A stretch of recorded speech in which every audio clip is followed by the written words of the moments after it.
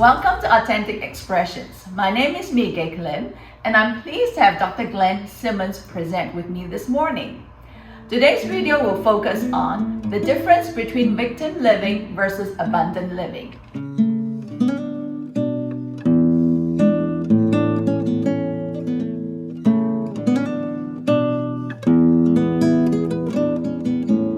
The last few videos have focused on the value of being present for yourself, ways to acknowledge your own needs, and cultivate care for yourself.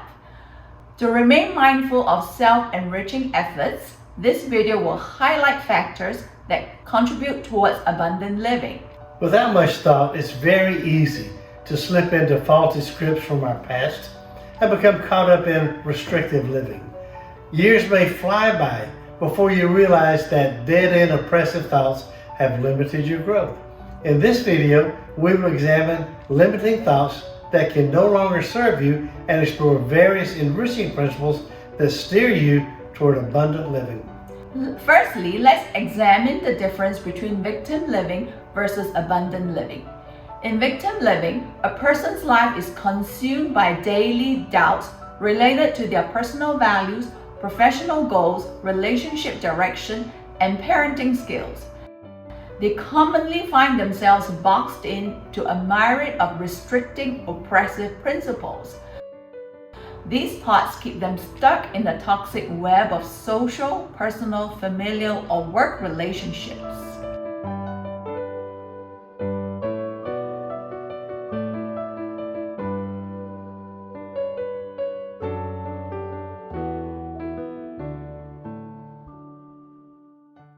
Additionally, these individuals are bogged down by incessant anxiety and apprehension that clouds their decision-making.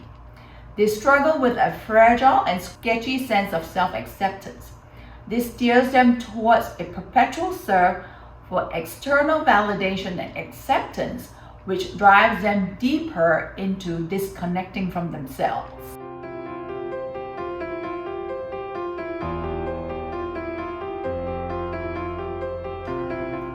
In abundant living, one can clearly identify guiding principles that direct their path in their personal, family, social, and work relationships. They congruently pursue opportunities that are consistent with their personal mission, their interests, and their passions. With liberating principles, they are able to express themselves genuinely. This allows them to enjoy enriching and invigorating relationships. The core of their being is embedded in a strong sense of personal acceptance and validation.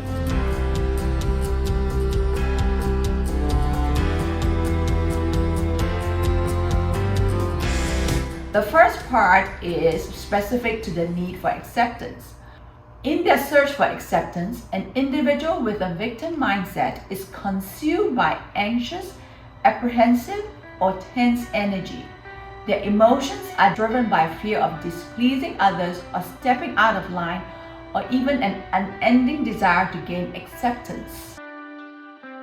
With an abundant mindset, one creates time for nurturing personal acceptance and validation. With fortitude, the person uses bravery to express himself or herself transparently.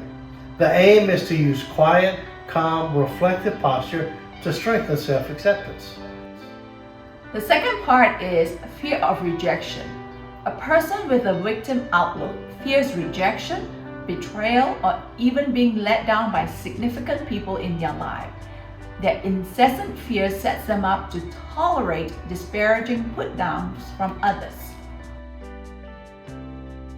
With an abundant outlook, one can acknowledge, recognize, support, and be present for himself or herself. With clear focus, they are to show up for themselves. A profound sense of personal respect enables them to consistently follow their intentions. The third aspect is self-abandonment.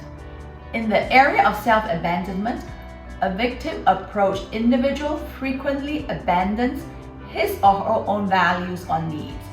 In significant relationships, they readily forsake their needs to cater to the whims and fancies of those around them.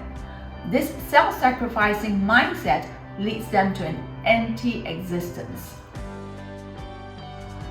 With abundant approach to living, one consistently cherishes and embraces their values and intentions. While they encounter pressure, they consistently uphold their values and beliefs. With an unwavering stance, they choose to abide by their morals and their beliefs.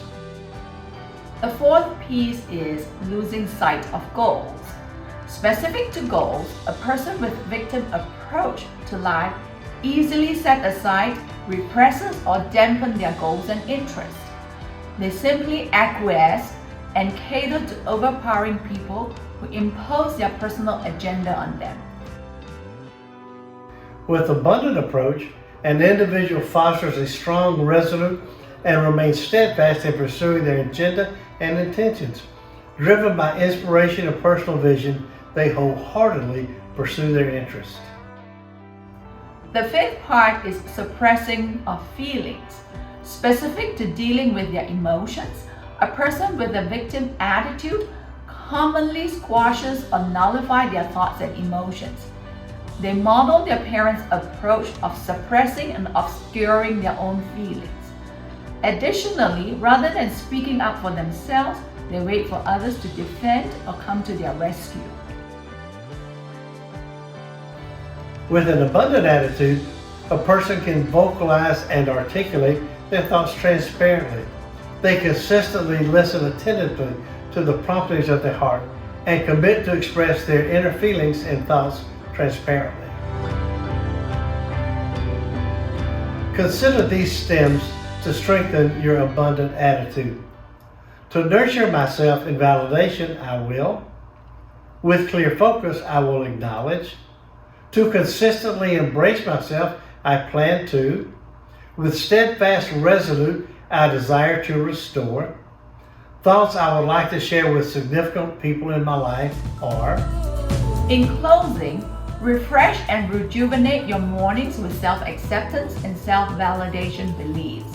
Cool your afternoons with commitments to vocalize your thoughts and ideas, and warm your evenings with whispers of nurturing support. Let's end with a couple of quotes. The depth of your abundance depends on the depth of your gratitude. Unknown author. The second quote by Adele Leon is, "Feed your spirit, nourish your soul, and embrace yourself." Thank you for watching this channel. We would love to hear from you, and remember to leave a comment about a lesson learned.